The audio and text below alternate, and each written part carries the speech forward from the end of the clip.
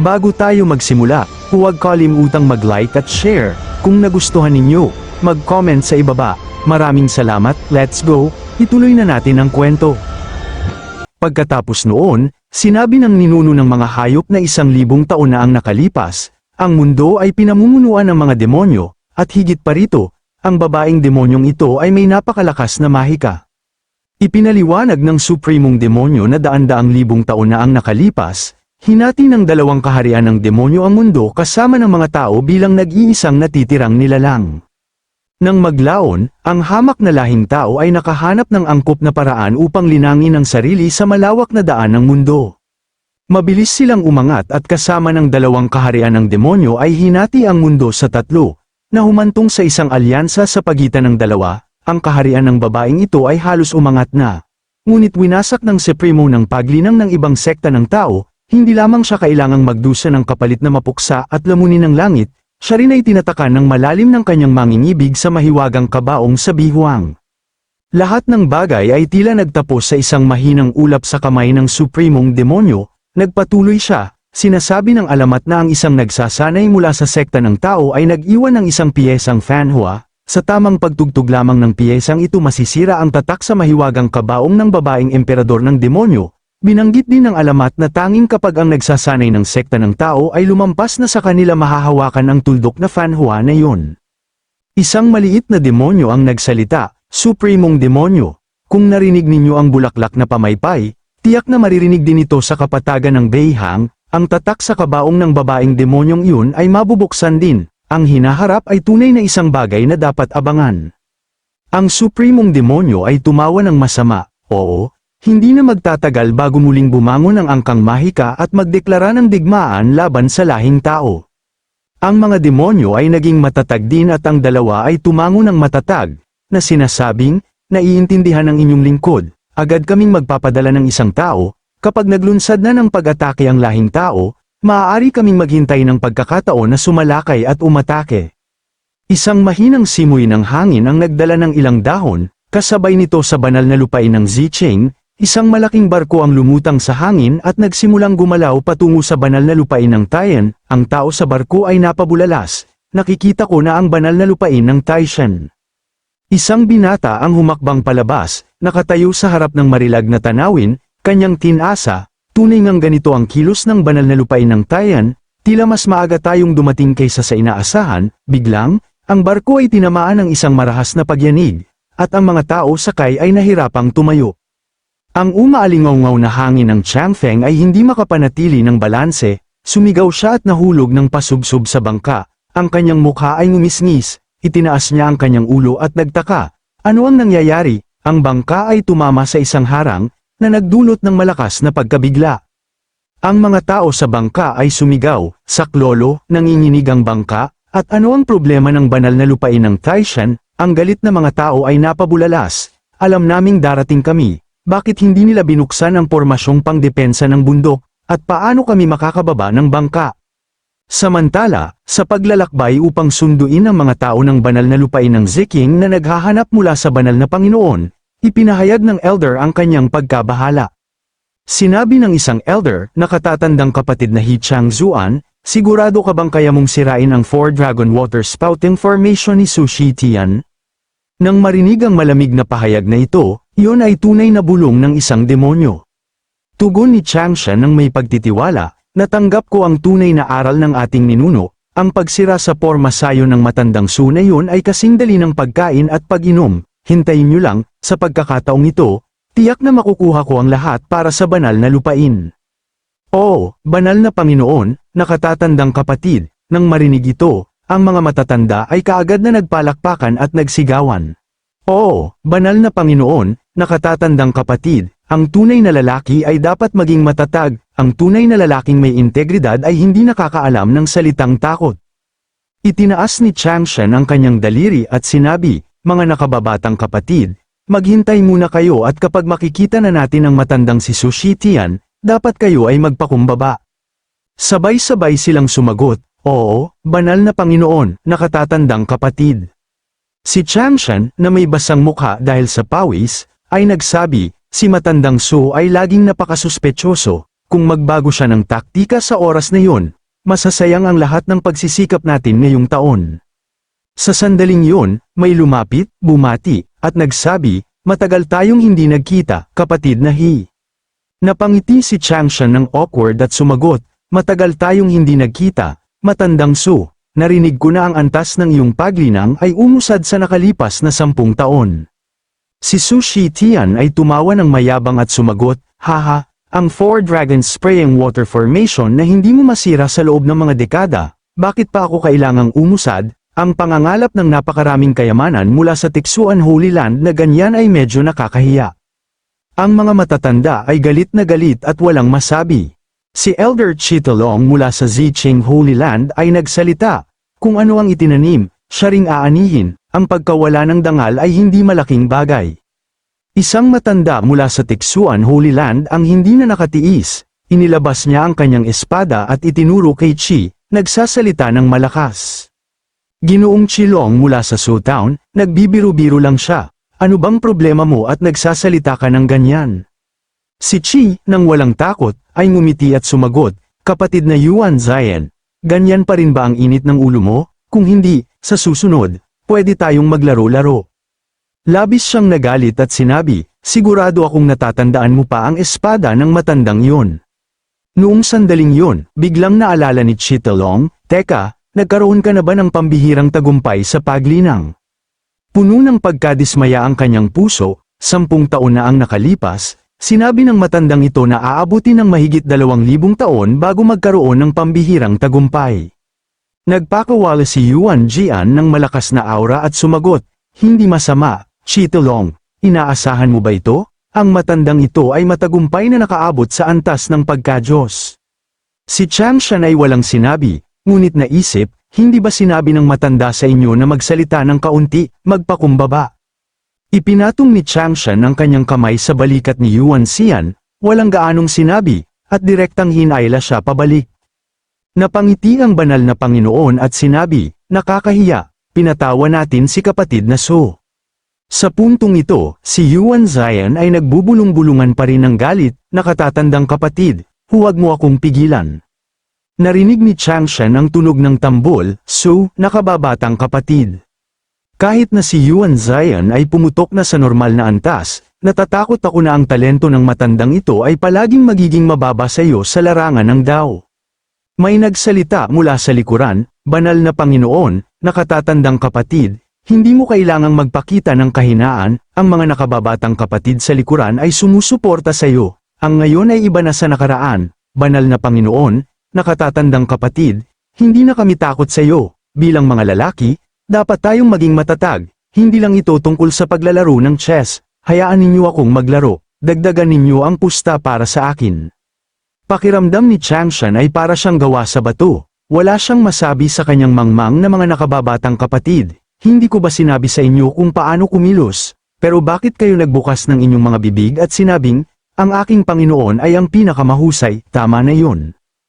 Umalingaw-ngaw ang malalim na buntong hininga, nagsalita ng malakas si Holy Lord Zuan, mga nakababata, huwag kayong masyadong magpakasaya, huwag kayong magsabi ng anumang bagay na maaaring makapagpahamak sa atin sa laban. Ang mga matatanda mula sa Zicheng Holy Land ay nanood at bumulong-bulungan, nagulat, ang mga taong ito, na dati ay tahimik at mapagkumbaba, ay ngayoy ubod ng yabang, gayunpaman, isang bagay ang malinaw, hindi na sila kasing hina ng dati. Naisip ni Shu Jitian, ang ganitong uri ng kumpiyansa ay dumarating lamang kapag may makapangyarihang Panginoon na sumusuporta sa kanila. Mukhang ang Yuanjiang Holy Land ay nakakuha ng suporta mula sa isang hindi kapani-paniwalang malakas na eksperto, kung hindi, hindi sila magkakaganyan pagkatapos ng 1,000 taon. Kakatapos lang, dumating si Chang Feng at nagsabi, banal na Panginoon, ang mga kaayusan para sa tuluyan ng lahat ay nakumpleto na, maayos ang lahat, napansin niya ang mga Panginoon ng Zuan Tian Holy Land at magalang silang binati. Sinabi ni Holy Lord Zuan, hindi na kailangan ng formalidad.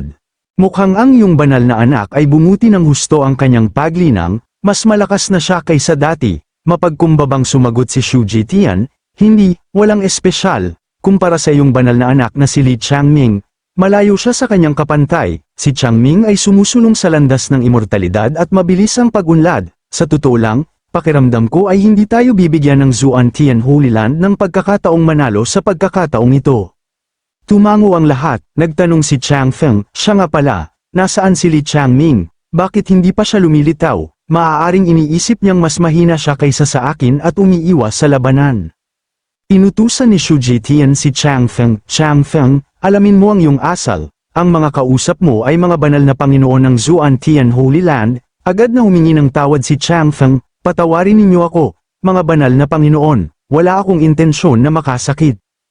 Ipinaliwanag ni Holy Lord Zuan, si Changming ay lumabas upang magsanay, tinalikuran na niya ang landas ng immortalidad at sinusunod na niya ngayon ang landas ng espada. Nagulat si Shu Jitian, ano? Paano yan nangyari?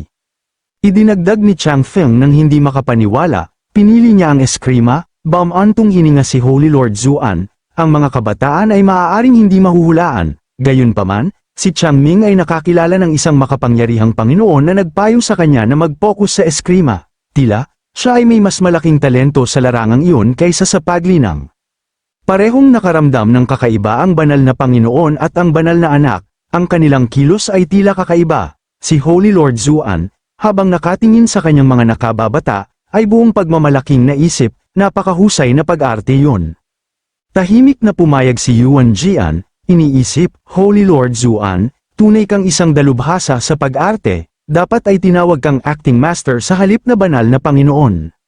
Bulong ni Yuan Bo, ano bang iniisip ninyong dalawa? Pagkatapos marinig ang lahat ng ito, hindi ba ninyo naisip na napagtanto na nila na may nagbago?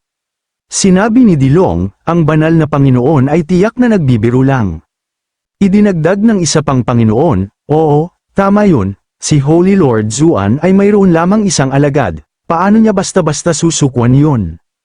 Seryosong sabi ni Shu Jitian, kung totoo ang sinabi ni Holy Lord Zuan, kailangan nating maging maingat, hindi natin alam kung ano ang maaaring mangyari sa darating na kompetisyon, ang Zuan Tian Holy Land ay nagbago na ng malaki. Itinuro ng isa pang matanda, napansin niyo ba, nabanggit ni Holy Lord Zuan ang isang tanyag na Panginoon na nagsabi kay Changming na baguhin ang kanyang paraan ng paglinang, sino kaya ang Panginoong yun? Maaaring nakatanggap si Changming ng isang tunay na pamamaraan mula sa isang mataas na antas na eksperto. Nagpasya si Shu Jitian, walang silbi ang paghula, bago ang pangunahing kompetisyon, magkakaroon ng laban sa chess na maghahayag ng lahat, kung talunin nila ako, kung gayon ang mga bagay ay tunay nang nagbago, kung matalo sila, kung gayon ang lahat ng iyon ay isang pag-arte lamang, alinmang paraan, gusto kong makita kung sino ang malaking taong ito, ang nagbibigay sa kanila ng labis na kumpiyansa kahit na natalo sa amin sa loob ng isang dekada.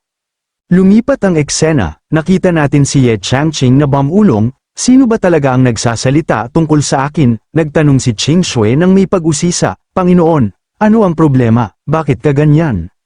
Sumagot si Ye Changqing, walang yun, maayos ang lahat. Pagkatapos ay nagtanong siya, binibining Ching Shui, aalis ka ba o mananatili? Sabihin mo lang sa akin. Sumagot si Ching Shui, sige, Panginoon, nauunawaan ko ang kailangan kong gawin. Sinabi ni Ye Changqing, gabi na, madilim na soon, kaya gawin mo na ang anumang kailangan mong gawin ng mabilis. Ngunit sa kanyang loob, iniisip niya, sana ay umalis ka na. Mahirap na para sa akin na kontrolin ang mga bagay ng mag-isa, kung mananatili ka, lalo lang magiging mahirap ang mga bagay. Nag-isip sandali si Ching Shui at sinabi, sige, naiintindihan ko, sa loob ni Ye Changqing, hinimok niya, dahil naiintindihan mo, umalis ka na kaagad, ngunit sa halip ay sinabi ni Ching Shui, mananatili ako ngayong gabi sa palasyo ng Panginoon, ang lugar na ito ay perpekto para sa akin. Habang pumapasok siya sa loob, naisip niya, bago matapos ang gabi, hihingi ako ng isa pang aral sa Panginoon, malaki ang pakinabang nito sa akin. Bulong ni Ye Changqing sa kanyang sarili, hindi mo man lang tinanong kung papayagan ba kitang manatili o hindi, buntong hininga siya sa kanyang loob. Iniisip, ang mga nagpapalinang na ito ay talagang mahirap, noong hindi ako isa sa kanila. Humarap ako sa hindi mabilang na mga problema, at ngayong napapaligiran ako nila, lalo pang lumala. Habang hinahawakan niya ang piano, nagmuni-muni siya, may napagtanto ako. Ang iba ay maaaring may espiritual na mga ugat, ngunit pagdating sa musika, chess, calligraphy, at pagpipinta, walang makakapantay sa akin, ako ang pinakamahusay sa mga larangang ito. Pagkatapos makita ang aking kakayahan, Nagsisimula akong sambahin ng mga tao na parang Diyos. Ibig sabihin, kung tunay na makikilala ng mundo ang aking mga kakayahan, tataas ang aking halaga, marahil ang aking oras ay dumating na sa wakas. Gusto kong sumikat, nakaranas na ako ng sapat na hirap, ayoko nang magdusa pa, ang mga taong walang pangarap ay walang halaga, at ayaw kong mamuhay ng ganyan, gusto kong bigkasan ng mga tao ang aking pangalan ng may paggalang. Upang makamit ang aking mga layunin, magsisimula ako sa maliit. Una, pupunta ako sa Royal Capital ng Kaharian ng Dayan. Sandali, kung aalis ako sa bayang ito, ang labas ng mundo ay lubhang mapanganib, mayroong makapangyarihang espiritong hayop at demonyo sa lahat ng dako, mahina pa ako at walang espiritual na ugat. Kahit sino ay madali akong papatayin, ang paglalakbay ng mag-isa ay masyadong mapanganib. May kilala akong ilang makapangyarihang immortal, dapat ko bang hilingin ang kanilang tulong, o tama bang umasa sa mga immortal? Matapos ang ilang sandali ng pagpapalitan ng atake at pagtatalo, ang magkabilang panig ay tumigil at nagtipon sa isang tea house upang ipagpatuloy ang kanilang diskusyon. Hindi rin pabaya si Champion sa kanyang bisita, mainit niyang inalok ng tsaa. Suaw, subukan mo itong pambihirang enlightenment tea. Ang bango ng tsaa ay pumuno sa silid, halos lahat ng naroroon ay naramdaman ito. Marahang hinawakan ni Sushi Tian ang tasa ng tsaa at agad itong nakilala, bulalas ng may gulat. Oh, ang tsaa na ito ay tinimpla mula sa napakabihirang enlightenment leaves. Walang pakialam na sagot ni Champion, walang espesyal, ilang enlightenment leaves lamang, maliwanag na ang tsaa na ito ay hindi kapani-pani walang bihira at kahit na ito ay maliit na halaga lamang, si Sushi Tian ay tuwang-tuwa na tikman ang lasa nito, itinaas ang kanyang ulo upang matamasa ang sarap ng tsaa.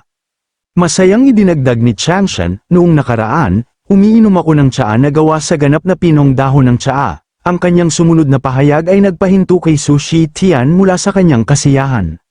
Si Change Feng lamang ang nakakita na mahigpit na hinawakan ng Panginoon ang mainit na tasa ng tsaa sa kanyang kamay at nagtanong, "Panginoon, okay ka lang ba?"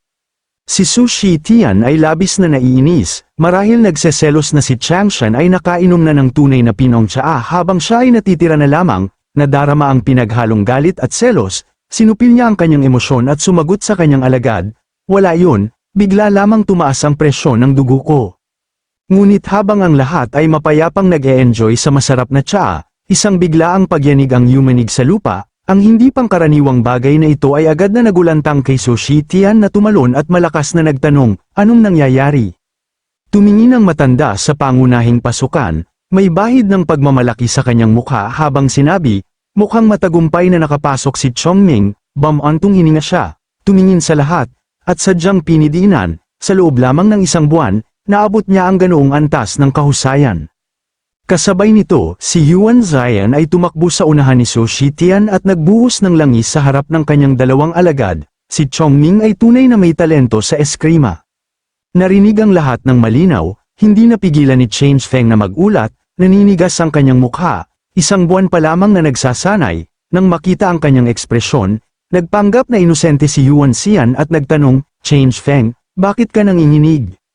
Labis siyang nagalit na naramdaman niyang sinusubukan itong supalin ng mga tao mula sa banal na lupain ng Tai Ishan, naghanap si Change Feng ng dahilan upang takpan ito, "Wala yun, bigla lang tumaas ng kaunti ang presyon ng dugo ko." Napakunot noo si Change Feng, tahimik na nag-iisip, paano siya magkakaroon ng ganoon kalakas na sword chi sa loob lamang ng isang buwan ng pagsasanay. Lai Chongming, maaari mong linlangin ng iba, ngunit hindi mo malilinlang ang isang tulad kong nagsasanay ng eskrima sa loob ng halos 100 taon. Ipinatong ni Change Feng ang kanyang kamay sa kanyang noo, isang magaan na lilang aura ang marahang umiikot sa hangin, unti-unting kumukonsentra sa harapan niya, lumalakas ang kapangyarihan bawat sandali, dahil sa hinala, inggit, at selos, ginamit ni Change Feng ang kanyang kapangyarihan upang magpakawala ng isang galaw. Galit niyang ungol, panaginip lang, ang kanyang atake ay mabilis na damaloy mula sa pangunahing bulwagan patungo sa mataas na tore sa tapat. Sa oras na ito, ang tore ay naglalabas ng malaking madilim na berdeng aura na pumapalibot dito. Ito ay nagpapakita ng pambihirang kapangyarihan habang ang espiritual na sandata ay kumukonsentra sa isang espiritu na espada sa tuktok ng tore. Ang atake ni Change Feng ay sumugod pasulong, ngunit ito ay napakaliit kumpara sa aura na iyon. Gaya ng hinulaan, ang kanyang suntok ay tila napakalakas, ngunit sa katotohanan, Hindi nito kayang batasan ang manipis na patong ng tore, at nasa bingit pa ng pagkawala. Nang makita ang eksenang ito ng malinaw, nagsitayo ang balahibo ni Change Feng. Siya ay naguluhan at namangha, bumubulong, imposible. Ngunit ang eksena ay nagpapakita pa rin ng nakakasilaw na kapangyarihan sa harap ng kanyang mga mata. Hindi bumababa kahit kaunti. Bagkus lumalakas bawat sandali, ang pinagmulan ng espiritual na sandata ay sagana at malambot na gumagalaw sa hangin. Si Change Feng ay nagsimulang makaramdam ng pagkahilo. Siya ay pinagpapawisan na simula pa noong hindi malamang oras, hindi na makapagpigil, bumulalas siya. Ito ang purong kakanyahan ng eskrima, ngunit si Lai Chongming ay nagawang lampasan ito sa loob lamang ng isang buwan ng pisikal na pagsasanay. Siya ay tila nahuhulog sa kawalan ng pag-asa, ang kanyang pagmamalaki ay tila walang awang niyurakan, dumilim ang mukha ni Change Feng, puno ng galit, nagsisisi lamang na hindi agad mabawi ang kanyang prestihiyo. Siya ay nagmura ng mahina, kasuklam-suklam. Ang ego ni Change Feng na ito ay tunay na napakalaki. Siya ay katulad lamang ng Panginoon. Ang Ziqing, ang pagmamalaki ng banal na lupain, ay hindi madaling mapatay, hindi matanggap sandali, hindi siya nag-atubili at sinimulang tipunin ang kanyang panloob na chi. Makalipas ang ilang sandali, ang kanyang aura ay nagtipon, tinawag ang kanyang mahalagang espada. Ang malinaw na mahalagang espada ay lumitaw na may galit at inggit habang matatag niyang sinabi, dapat ko itong makita gamit ang aking sariling mga mata. Iwinasiwas ni Change Feng ang kanyang espada at mabilis na lumipad palayo, nag-iiwan ng nananatiling aura sa silid. Kahit na mayabang, alam ni Su Shitian na sa pagkakataong ito ay magiging mahirap, nag-aalala para sa kanyang minamahal na alagad, mabilis niyang itinaas ang kanyang kamay upang subukang habulin at pigilan ang kaguluhan. Sumigaw siya, Change Feng, huwag masyadong padalos-dalos, ngunit bago pa man may magawa si Su Shitian, siya ay pinigilan ng isang kamay. Si Changshan ay nakatayo sa likod ng matandang kaibigan at marahang nagpaalala, kung hindi padalos-dalos, hindi na yun bata. Walang magawa si Su Shitian kundi tumigil sa kanyang mga yapak, siya ay napakunot noo sa galit, pagngangalit ang kanyang mga ngipin, sigurado siya na ang pinaka-confident na panig ngayon ay si Changshan at ang mga matatanda ng banal na lupain ng Taishan. Pagkatapos ng maraming taong nakatago sa lipunan, sa wakas ay nagkaroon sila ng pagkakataong magpakita.